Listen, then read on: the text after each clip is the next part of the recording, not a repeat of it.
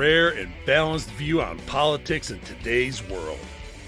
Based on facts, born of rationality, common sense, and logic, providing context on today's events. This is American Perspective with Rick Thomas. Hello, everyone, and welcome to American Perspective. I kind of like that, perspective. I am your host, Rick. So I was coming up with the title for the show, and given the fact that I'm circling back, Jen Psaki comment, circling back on something that, a few things that have been done earlier this week, because of all the other stuff for the Epstein and, all that other stuff that I've been talking about. So I decided to circle back on a couple of articles, couple that got cut yesterday and that kind of stuff.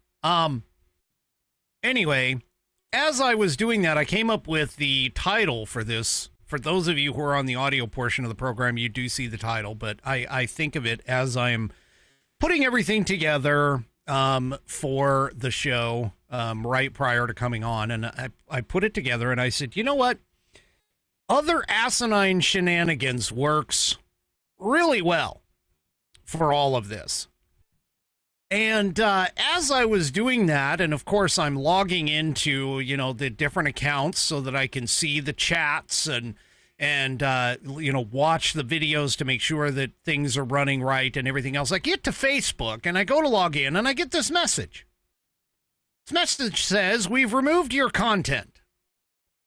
Okay. So I check my notifications. They removed my content because according to them, it has something to deal with child exploitation. And I'm going, well, what the hell? I mean, I didn't put anything out there. Well, let me describe to you what this meme is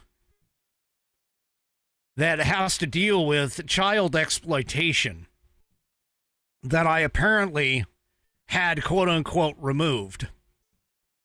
There's a picture of a former president, a black and white picture of a former president squatting down, looking over at a young girl. That young girl happens to be the former president's daughter. And as a part of this meme, there is a page from this daughter's diary that describes what the dad, the former president, did to her. Now, the thing about this is that it's nothing really disgusting, nothing really explicit or anything else. I mean, both of the individuals in this photo are wearing clothes. And as a part of this meme, it talks about how the FBI verified the diary and the writing to be of the daughter. The daughter claimed it as hers in a court of law. And so anyway, the thing that's so funny about this, of course, is this was in response to somebody who was posting something about, Trump and Epstein, of course, because, I like to whack a few, hornet's nests now and again. Not the real ones. I hate the real ones, but hornet's nests of leftists. But I responded to that. Now, I am,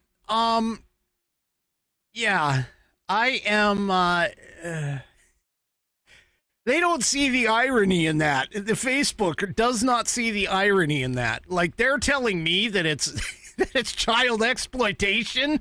Oh my gosh, a child abuse or something. Oh my gosh. Anyway, long story. Well, basically that's the long story, so you understand what's happened. But if you're watching me on Facebook, I almost didn't make it because as a part of that quote unquote removal of my content, I appealed it immediately, in which case they immediately came back and said, no, this doesn't violate our community standards. But anyway, there was a possibility that I wasn't going to be streaming on Facebook. Now, I reported it. I said, hey, this is a little harsh. Because it actually is a little harsh. I mean, what I was describing, what I put forth, is something that was verified and validated in a court of law. It is a validated photo. It is a validated photo of the page of the diary where she admittedly wrote the things that she did about showers and her father and how she would shower late at night so he wouldn't come into the shower with her. So all of that is verified, factual, everything. And yeah, so anyway, if you're watching me on Facebook, you can thank at least the quickness of the auto algorithm to get me back up on the air, because that was totally screwed up. All right, before I get going too far, I just wanted to tell you about that because that just fits right in with the other asinine shenanigans. I mean, seriously. Anyway, I'm being hit over the head by my mathematician, who is basically telling me that I need to get going with the pledge and the head sponsor. So let me go ahead and get that done. Tonight's Pledge of Allegiance is done by Definitely Not Karen. You know, one of these days, he's going to have to be here when I actually do this, to be honest. I just...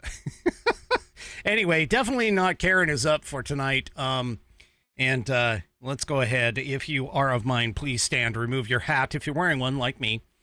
Place your hand over your heart and join along with Definitely Not Karen as he recites the Pledge of Allegiance. I pledge allegiance to the flag of the United States of America and to the republic for which it stands, one nation, under God, indivisible, with liberty and justice for all. And of course, I appreciate the submission of the pledge there. Definitely Not Karen. If you would like to hear your rendition of the pledge played here on the program, all you need to do is record yourself either reciting or performing the pledge in your style, and then take that audio file, video file, whatever kind of file, and send it off to me. Send it to fans, F-A-N-S, at AmericanPerspective.online. That's fans, F-A-N-S, at AmericanPerspective.online. And I will get you on into the rotation. Squishy, I don't think you have done one yet. Yes, I'm calling you out. Just about everybody else that's in your Rumble chat there has done it. And Barb from Facebook, I haven't received one from you either. There you go. I've called both of you. Now I'm at 16. I want to hit 20. So come on. I've got 16 different variations from different submissions. I need 20. So let's go. Come on. The two of you. Let's do it.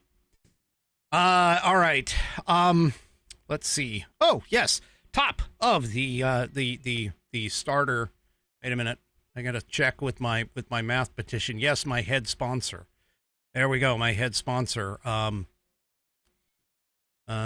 for this is, of course, tonight. It is the Institute on the Constitution. The Institute on the Constitution was established in 2004 as a 501c3 nonprofit with one singular mission: to restore the constitutional republic through grassroots education. All courses and materials are developed using primary source documents and taught from the American view of law and government as defined in the Declaration of Independence in the following 3 key points. 1, there is a God. 2, our rights come from him. And 3, the purpose of civil government is to secure and protect our God-given rights. The IOTC offers the opportunity to educate yourself on our most precious founding document, the Constitution of the United States.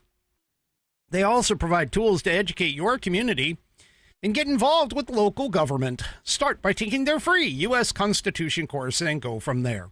Use my affiliate link, iotc.americanperspective.online, to sign up. And while you are there, take a moment to look through their other course material and information. My affiliate link, once again, is iotc.americanperspective.online to get great content to learn about our historical founding and support the show in the process. That's iotc.americanperspective.online, or if you just want to purchase this fabulous Saddleback leather-bound U.S. Constitution to support the show, all you need to do is go to constitution.americanperspective.online. Take a look at this thing. It's got 1/8 of an inch of Saddleback leather wrapped around pages that are water and tear resistant. And look inside, no cheap glue holding this thing together. It is stitched all the way through the leather and the pages contained within. It's got a 100-year warranty against materials and workmanship defects, such that the manufacturer will either fix it or replace it for free. As my Rumble Whiskey Warriors are calling out right now, it has sexy rounded corners. It's also, each book sold, apparently, according to 3 Chevy, each book sold gives a liberal a case of explosive diarrhea. It is Democrat repellent. I could have done without the explosive diarrhea comment, but anyway. It is Democrat repellent for sure. They don't like it at all. Trust me. I know. And also, too, it is buddy tested, buddy approved, Billy tasted, Billy approved. My youngest whiskey warrior has confirmed that the information contained within will help you to study for your civics exam or your civics badge in Scouts. Go to constitution.americanperspective.online and get yours today. And of course, I thank the Institute on the Constitution for allowing me to be an affiliate. I'm actually putting in some serious consideration about maybe getting to be a certified instructor for those guys. Serious consideration doesn't necessarily mean that I'm going to act on it. It just means that I'm really thinking about it. Anyway. Yeah, you really ought to go and check them out. They've got some great, fantastic materials and books and so on and so forth. All right. Let's go ahead and get things kicked off. So, once again, Trump wins over immigration in the court system. You know, when are these Democrats really going to learn? When are these morons really going to learn? Immigration is literally the federal government's job. It is one of the few things that the federal government does that is actually in Article 1, Section 8. And the immigration law, thanks to Congress, has basically set it up so that the president has a lot of control. I mean, a lot of control over immigration. And that's the Immigration and Naturalization Act, of course. And the president has a lot of control. You know that just simply by the fact that Donald Trump did what Joe Biden refused to do for 4 years and claimed that Congress had to write the laws in order for it to happen. Donald Trump shut the border down, in particular, the southern border.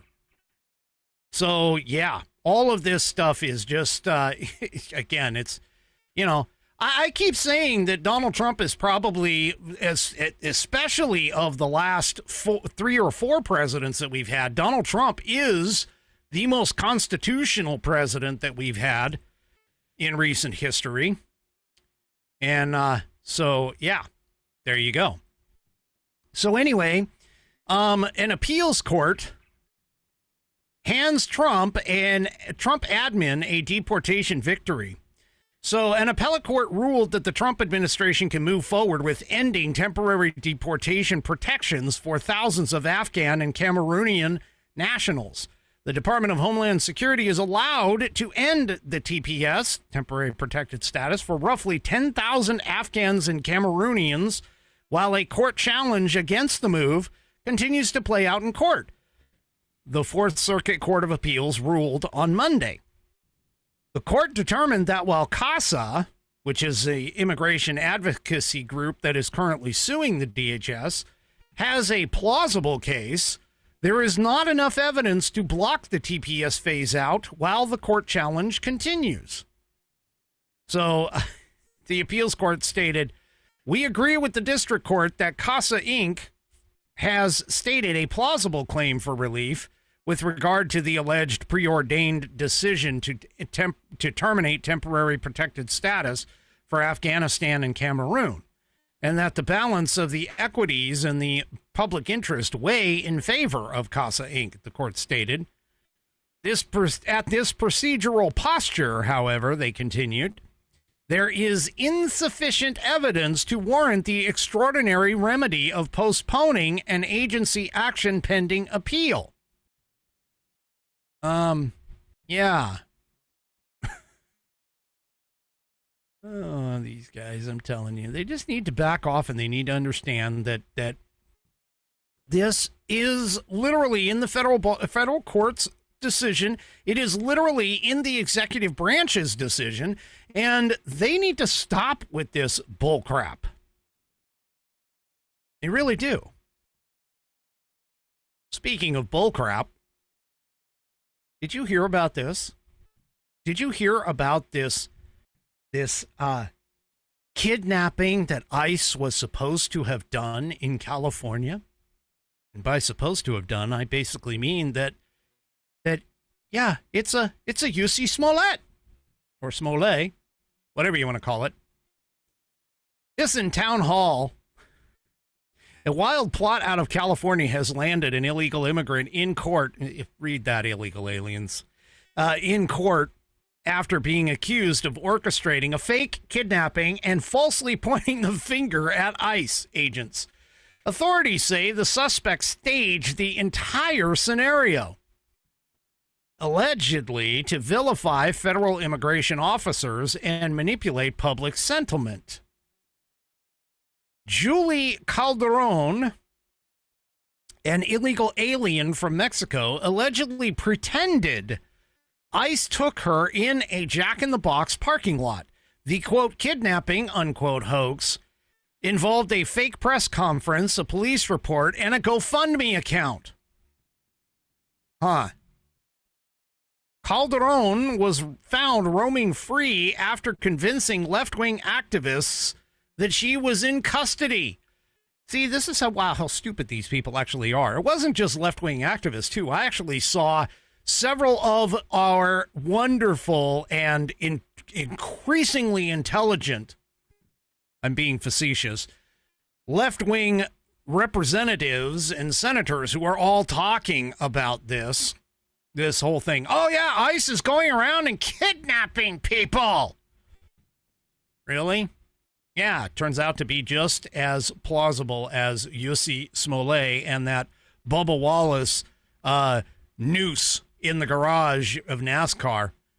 All of that crap. So apparently in July, the Los Angeles Police Department officially closed the missing persons case involving Claudia Calderon, who was reported missing on June 25th. Just days after her quote-unquote alleged disappearance, supporters held a press conference claiming she had been kidnapped from a fast food parking lot in South LA by unidentified men in unmarked vehicles, possibly bounty hunters. Yeah. Calderon later claimed she had been held in a warehouse near the U.S.-Mexico border where she said she used borrowed phones to make 2 calls and was allegedly pressured to sign self-deportation papers. However, the Department of Homeland Security swiftly debunked the claims, calling the story a hoax. Officials confirmed that ICE does not use bounty hunters and stated clearly that Calderon was never arrested or taken into custody by federal agents. DHS also noted that Calderon was actively using her iPhone during the time she claimed to be missing. Despite this, her attorney portrayed her as being unable to contact anyone, suggesting that she was being held hostage and cut off from her family and legal counsel. Yeah. All right. There's nothing that these morons won't stoop to. I mean, seriously. I know why she did it. She wanted that GoFundMe account. That's what it was. She basically went and she put in this GoFundMe, or she opened up this GoFundMe and then created this video, which, of course, you know, the gullibility of the American populace for the most part today is like, oh, my God, she's, you know, first of all, she is an alien, an illegal alien. She is a person of brown skin, which, of course, is very important to the Democrats. And she happens to be female. Oh, my gosh, she checks 3 of the intersectional boxes on the intersectional checklist. And, yeah, she went ahead and was like, hey, I've been kidnapped by ICE. Send money to my GoFundMe. God. Yes, I am making fun of her because that is, I mean, she's just as bad as Jussi Smollett. Anyway, I don't even know if I'm pronouncing his name correctly, but I don't really care one way or the other. All right. Well, you know, the guy who used to potentially be the front runner for the Democrat presidential run here coming up in 2028. Yeah, that's right. Pete Buttigieg. Yeah. Anyway, he you want him as you seriously? I'm just going to ask. I mean, do Americans really want this guy for president? And here's why I ask. He actually will do literally nothing for the American people. Because he had the opportunity as the Secretary of Transportation to actually improve transportation. And why am I saying this? Because it's very clear. Donald Trump gets into office a few, scant days later, or even weeks maybe later, and we have one of the most horrific accidents between a military helicopter and a commercial plane out at Reagan International. Now, the leftists all sat there and were claiming, oh my gosh, this is because of Trump's order to cut things back at the air traffic control and the FAA and all of this other stuff. Well, yeah, except there's only one problem, folks. Pete Buttigieg.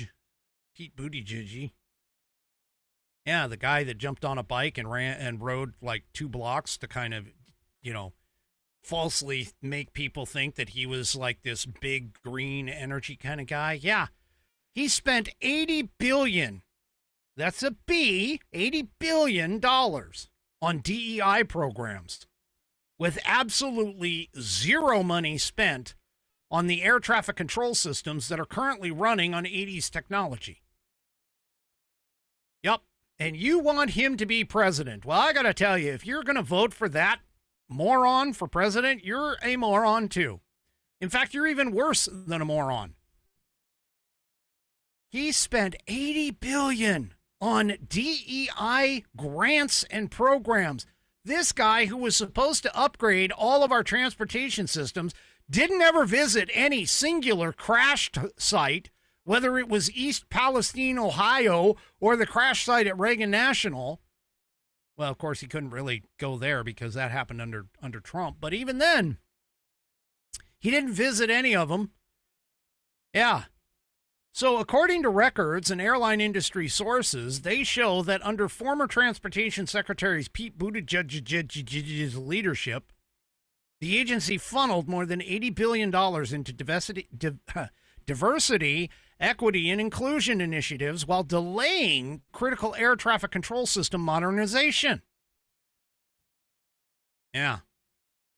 Federal data reviewed from 2021 to 2024 indicates that nearly 400, now this is like bigger than any other, dwarfs any other time in our system, okay?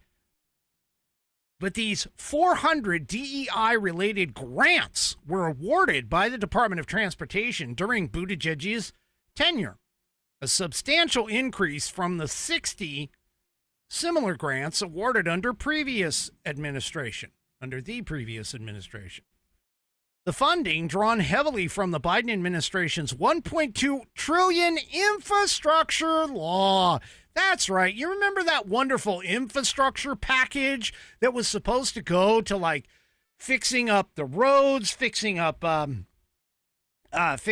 bridges, fixing up our air traffic control systems, fixing up 500,000 charging stations for electric vehicles, and they only got like maybe 7 built or something. That was the last number that I heard, was 7. Could have been more. They might have made it into double digits. I don't know. But anyway, this accounted, that funding accounted for over half of the DOT's annual budget across several fiscal years. But what did he do? He sent it to 400 DEI-related grants. Yeah, this guy, oh my gosh, there's no way. I would never vote for this idiot. I mean, he was the mayor of a small town. A small town. And he couldn't even get their potholes filled. And he was running for president of the United States at one point. Thank God he didn't actually make it past Joe Biden.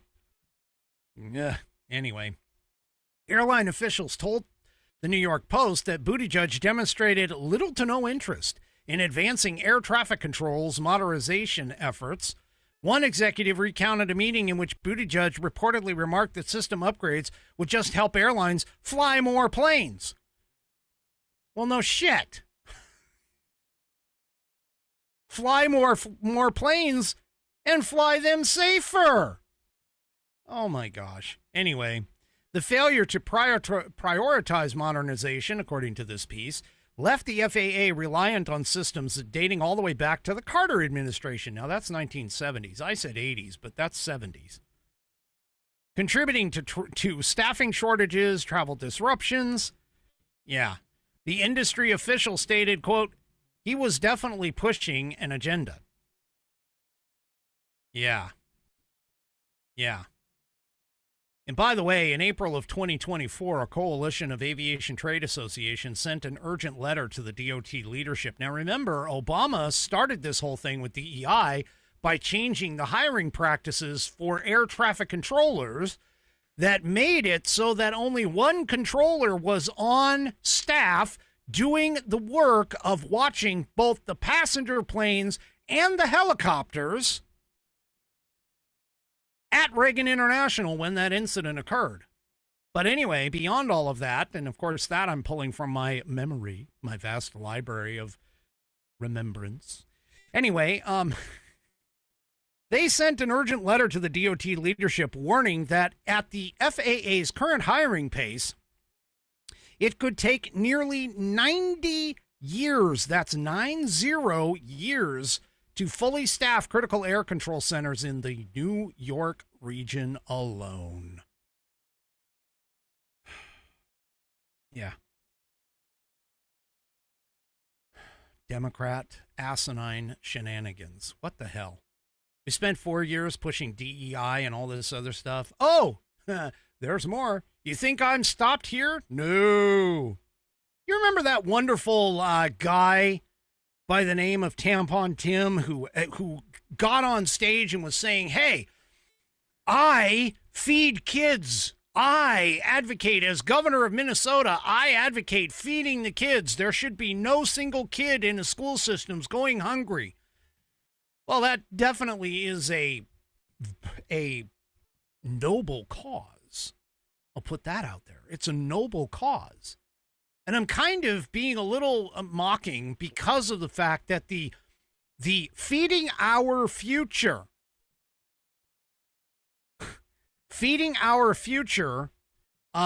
funding a non-governmental organization in Minnesota that the governor went ahead and put forward, and it was advocating while he was running to be vice president of the United States under Kamala Harris's leadership. It's like the blind leading the blind. But anyway, there is now a report of 70 people who are under indictment in that food fraud scheme. It was a $250 million fraud scheme. Yeah. Thankfully, the fraudsters are actually being held accountable now. Last Saturday, FBI Director Kash Patel indicated that no fewer than 70 suspects are under indictment in this massive ripoff. So this federally funded children's nutrition program that occurred during the COVID-19 pandemic has been described by Patel as one of the worst in Minnesota history. I actually think it's probably one of the worst in American history. So 70 people in Minnesota have been indicted for their role in the sprawling Feeding Our Future fraud scheme during the COVID-19 pandemic, which exploited a federal program designed specifically to reimburse states for the cost of feeding kids. Conspirators falsely claimed to have served millions of meals during the pandemic, but instead used the money for personal gain. Of the individuals indicted, 38 have pleaded guilty, FBI officials told Fox News Digital. More than a dozen of the individuals are still awaiting criminal trial, with the next trial beginning in August. Yeah. Millions of taxpayer funds were spent on expensive houses, fancy cars, rather than on feeding kids. Now, just what other non-governmental organization that we've seen in the last 8 years that people paid for, expensive houses? I seem to recall a Buy Large Mansions. Yeah. Oh, otherwise known as Black Lives Matter, by the way. Yeah. So don't sit here. I'm telling you, lefties, don't get in on your high horse and sit here and talk about how noble it is to feed the kids or protect persons of color from, non-existent police violence and all of this other stuff. All you guys are interested in is the grift. That's it. Just the grift. Yeah. So, this is ridiculous. Anyway. Well, the Democrats, of course, are kind of pissed off. And in particular, they're really pissed off over the fact of two things.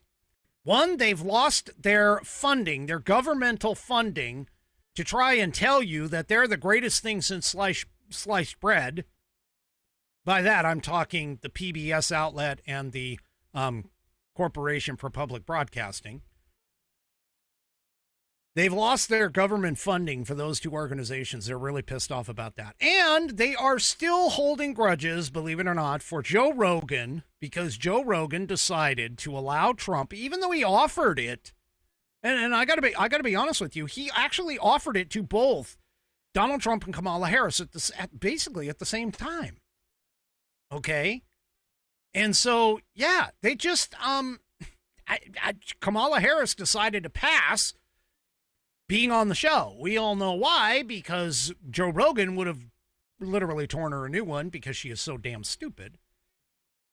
But anyway, now Democrats are, at least one Democrat, I should say, are attempting to try and once again mimic conservative talk radio. Now, I can't say that Joe Rogan is conservative because Joe Rogan is not conservative. He never has been. The left seems to think that he's moved more to the right. No, because you lefties went far left. It just looks like he's more to the right. Well, now they've decided that they're going to attempt, or somebody has decided that they're going to attempt, to search for their own Joe Rogan, as reported in the Daily Caller. The search is over for this leftist Joe Rogan. It's been settled. Don't look any further. It's going to be, Jamie Harrison. Wait, who's Jamie Harrison? Jamie Harrison apparently is most famous, and I'll be honest with you, I recognize the guy's face. Here it is. You can see it on the screen. I recognize the guy's face, but I don't really know who the hell this guy is. And I don't think anybody else does either. And I got to tell you, if you're going to be getting into podcasting, I have worked for many years to gain the small but very loyal following that I do have. And I'm still struggling to even get more people to come over to this broadcast. This is not an easy space to get into. If you don't already have name recognition, such as somebody like the likes of Sean Parnell or Wendy Bell or Dan Bongino, And even Dan Bongino was doing it for like 10 years before he really took off. And he was already a Fox News contributor and stuff as well. So if you don't have any other outlet, any other exposure, realistically, it's going to be a tough road. It's going to be a very tough road. Now, the good news is that as far as I'm concerned, I'm going to keep doing it regardless, realistically, of how many people that I have following me. But I am very thankful for the very loyal fans that I do have. But all of that being said, this guy thinks that he's going to become the left's Joe Rogan? The hell? Anyway, he's apparently famous for failing a Senate bid, a failed tenure as the Democrat National Committee chair, and now he has announced that his new podcast... He's announced that this new podcast, At Our Table, will launch on Thursday of this week. Now, his first episode will feature interviews with Hunter Biden and Democrat politicians like Governor Tim Walz, Maryland Governor Wes Moore, and South Carolina Representative James Clyburn. Oh my gosh. Now, granted, I'm not exactly the most experienced interviewer. I have done a few. They're still out there. You can go and take a look. I would have loved to have interviewed James Woods. One of my memories popped up in Facebook that about a year ago, he agreed to have a discussion about possibly showing up on the program. Now, granted, I never did that. And it's probably one of the things that I sort of regret doing this in this business, but I digress. There's reasons why. But anyway, point being that I'm trying to make here is what a bunch of losers he's going to put on this podcast. This is almost like, Michelle Obama's podcast, which has literally garnered nothing. Nothing at all. Yeah. So anyway, speaking of losers losing their jobs, how about this? Colbert. Oh, yeah. Colbert was reportedly losing $40 million a year. Not a one-time payment, but $40 million a year over the course of the last year or two. Yeah. Anyway. Colbert, of course, is on the hot rant. And, of course, everybody on the left is like, we support Colbert. We support Colbert. Jon Stewart. We support Colbert. We support Colbert. Yeah, right. Oh, Colbert. It's the funny thing about it is they keep saying Colbert was like the top late night host. Now, think about that statement for a second. He was the top late night host, but yet a show that was not I'm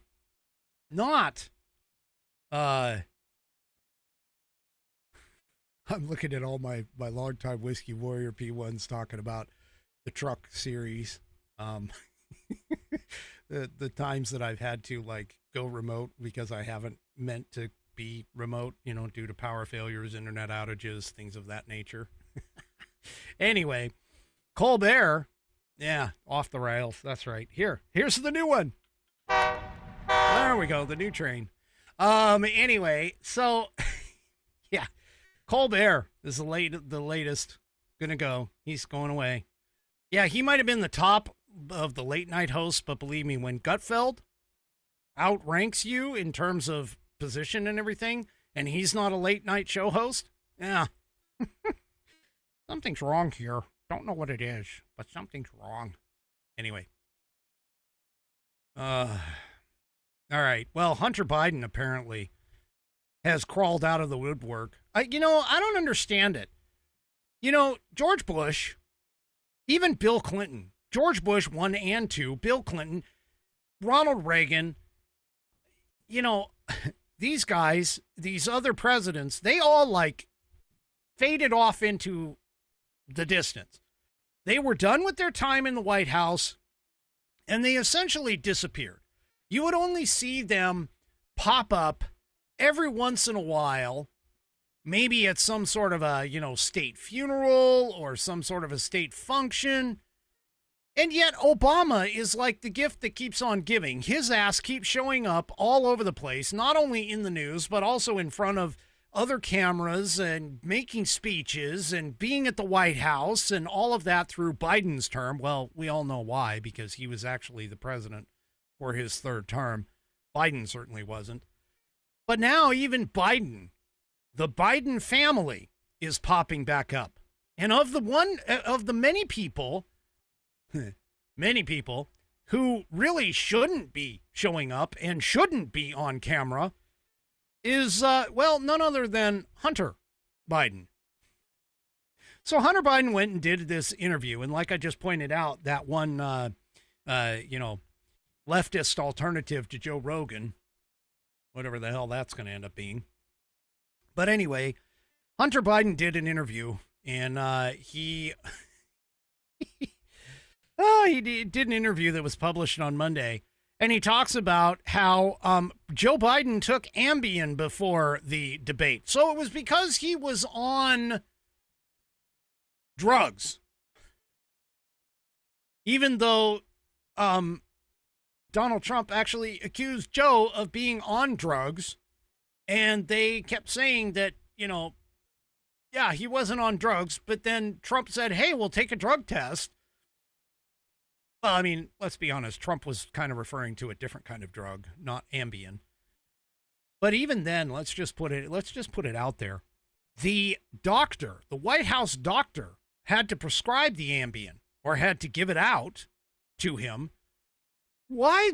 Whose kind of brain would actually think that it was a good idea to put Joe Biden on Ambien right before he goes to a debate, after he got off a plane?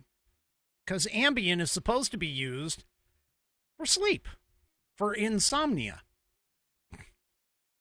Anyway, I'm not going to play the Hunter Biden interview. All I can tell you is this guy has some very colorful language. He even was talking reportedly that, as you can see here in the stopped picture of the video, I was drinking a handle of vodka a day. Really? You were. And he talks about how cocaine is better than alcohol. Folks, don't let your kids watch this. Oh, yeah. Anyway. Oh my gosh. I can't even imagine. I really can't even imagine what made this guy think that he was going to be on TV and, provide a cogent, clear, concise defense of his dad or even his own antics. Dude, we have your laptop. It's been verified. We know what you've been doing. I like that. Nana. That's good. I like that. Colorful language is now known as sentence enhancers. Yeah. Anyway. Oh God. I can't. The left is getting desperate. They are seriously getting desperate. They don't know where to go. They have no idea who to take over. They have no idea where to go. They have no idea what the hell's going on. And they wonder why their approval ratings are in the tank. I mean, seriously, I just don't get it. These guys, they're floundering. They are seriously floundering in the dark. And they're trying to trot out all of these people. Oh, and by the way, I didn't mention this article, but about a week or two ago, the Democrat Party seems to believe that their chosen savior who's going to get them out of this is none other than Barack Obama. Anyway. Oh, my gosh. They literally have nobody. All right. Well, I'm gonna throw this in as part of the moron file. Okay.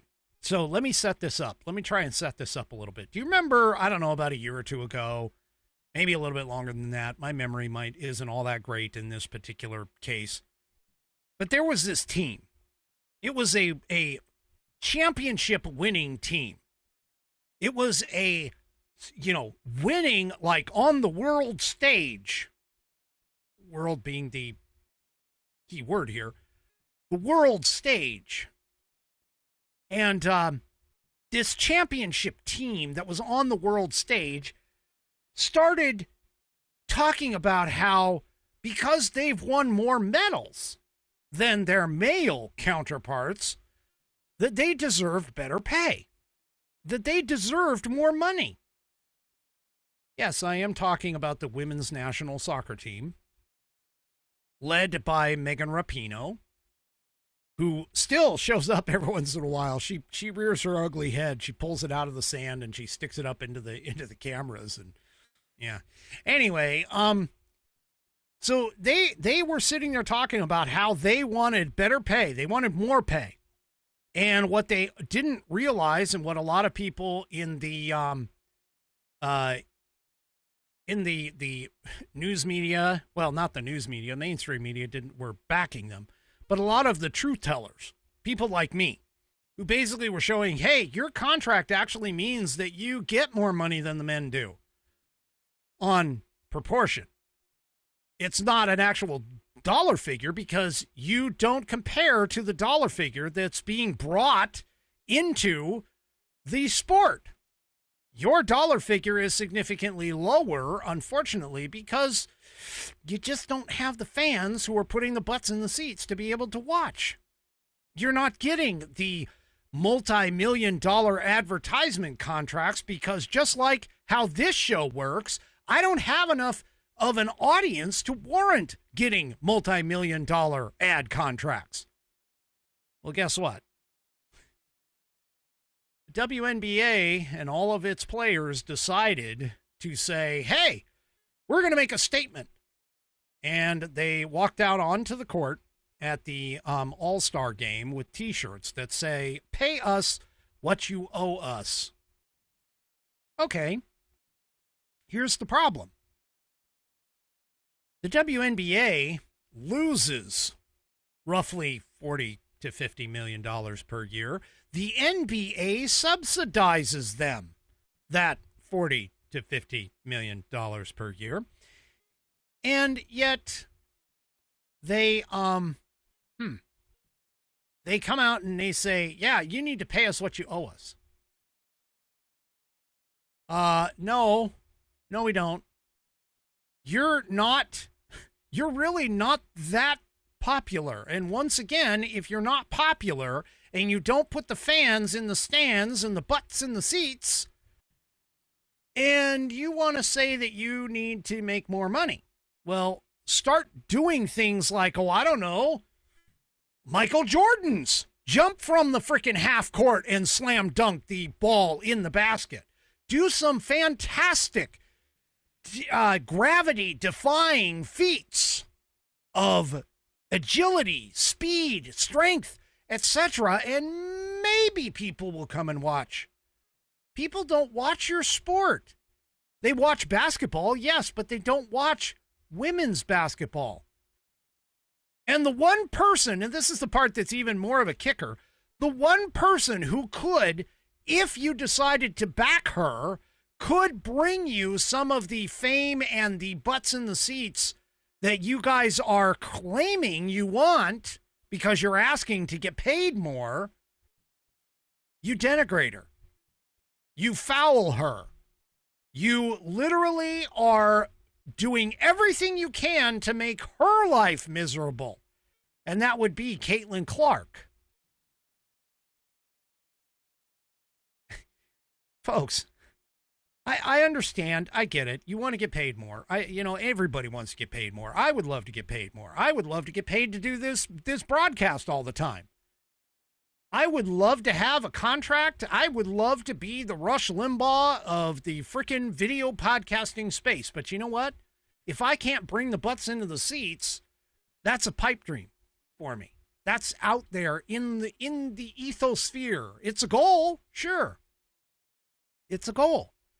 But you got to understand that when you get into businesses such as this one, the entertainment industry, everything is based upon your fan base.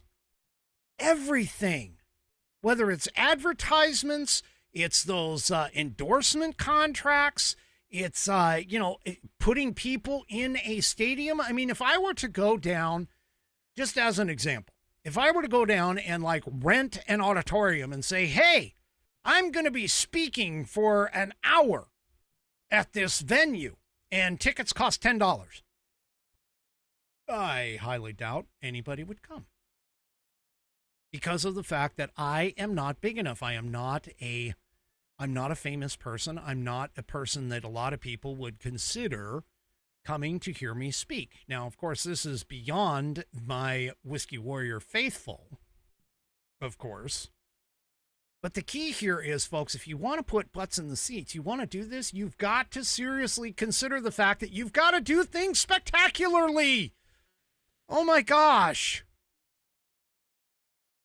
Oh, this is just ridiculous. For you sitting there, your organization is continually losing money, has to get funded by the other organization in basketball, and you're going to sit here and say you want to pay more. Get the advertising contracts. Put butts in the seats. All of that stuff. I mean, seriously. That's the only way you're going to get anywhere with this.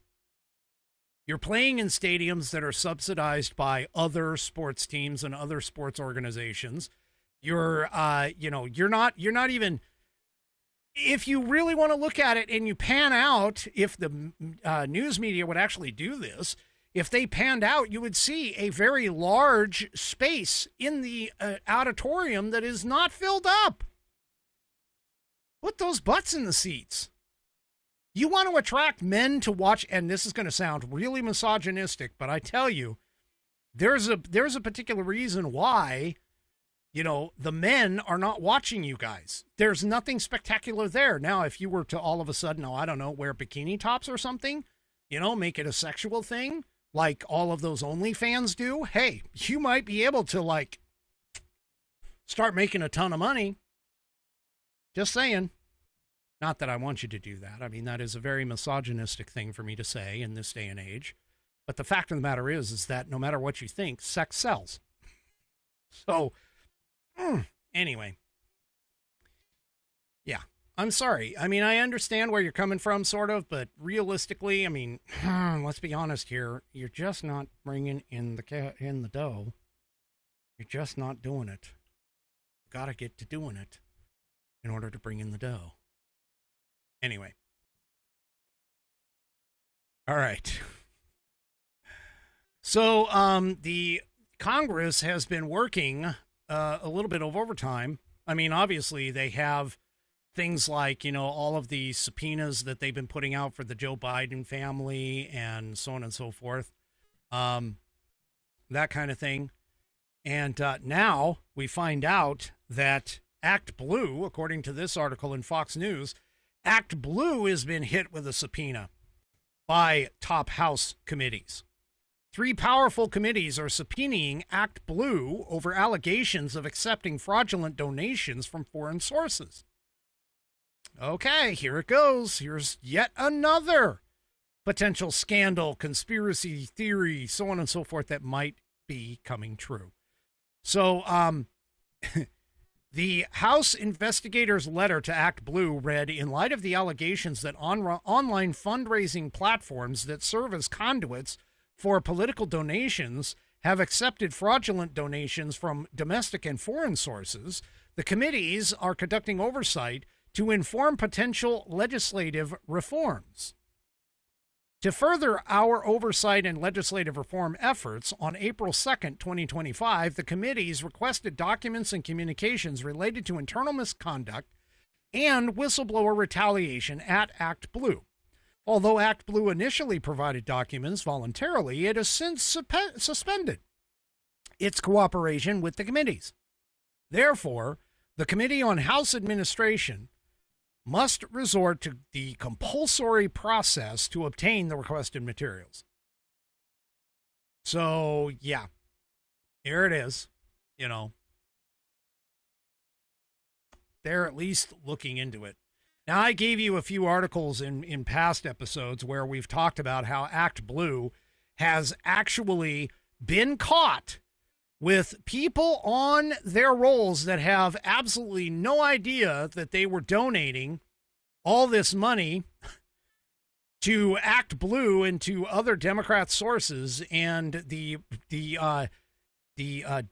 in-depth investigations into this kind of thing blew open the lid, where it shows that they were basically potentially taking large funds or large funding from some foreign source or some oligarch somewhere and separating it out amongst people with names and identities that have been stolen to utilize and spread out and cover up where the money was actually coming from. Well, now at least the Congress is looking into it. Speaking of that, Congress looking into something. Let's see. I want to make sure that I'm doing this article correct. Yeah. Speaking of them actually doing something, well, Speaker Johnson, I got to give this to the guy. He is starting to have potential balls. He dropped a bombshell that here in the Daily Fetched that Obama, that's right, Barack Obama, the darling of the left, may face a subpoena for the treasonous 2016 Russiagate plot. So Mike Johnson revealed that Congress may issue a subpoena to former President Barack Obama over allegations of a coordinated plot against President Donald Trump involving Russia during the 2016 presidential election.